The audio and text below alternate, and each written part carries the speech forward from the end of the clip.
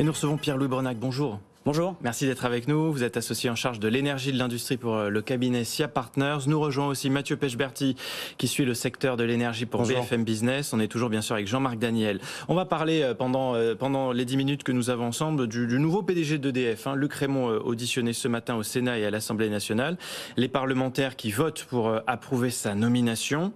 Le nouveau PDG qui se retrouve face à deux défis majeurs. Peut-être le premier, la disponibilité des réacteurs et donc leur redémarrage. On l'écoute là-dessus. Je me consacrerai totalement à la tête et aux côtés des équipes d'EDF, avec les entreprises de la filière, à tenir les engagements de l'entreprise pour la reprise de la production des réacteurs à l'arrêt. Mathieu Pechberti. Que peut-il dire d'autre, puisque il y a effectivement une situation qui est extrêmement compliquée encore. On a 25 réacteurs encore à l'arrêt aujourd'hui. En réalité, le point important, c'est que Luc Rémont ne pourra pas faire grand-chose.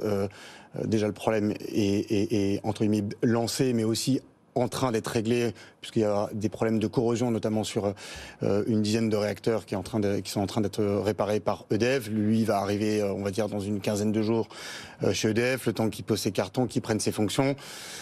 L'enjeu pour lui, c'est plutôt l'hiver prochain et de faire en sorte que le parc nucléaire soit totalement remis en route pour l'hiver prochain, mais sur les réparations actuelles et sur comment on va passer l'hiver là tout de suite.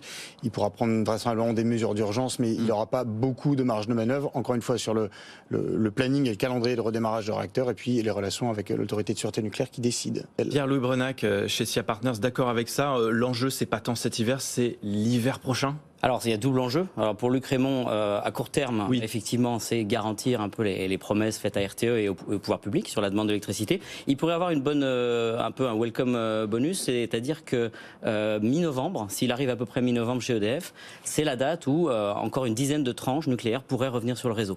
Donc, et puis il y en aura encore d'autres en décembre, et en janvier, en février. Donc, c'est sûr que, comme vous disiez, il ne peut pas y faire grand-chose. Par contre, ça serait un bon point de départ. Là, les objectifs à court terme, est-ce qu'ils sont trop ambitieux? Luc Rémont disait il y a quelques jours, mon objectif, donc, c'est de tenir la demande exprimée par RTE d'une production nucléaire comprise entre 38 et 40 gigawatts au 1er décembre, puis 45 à 50 gigawatts au 1er janvier 2023.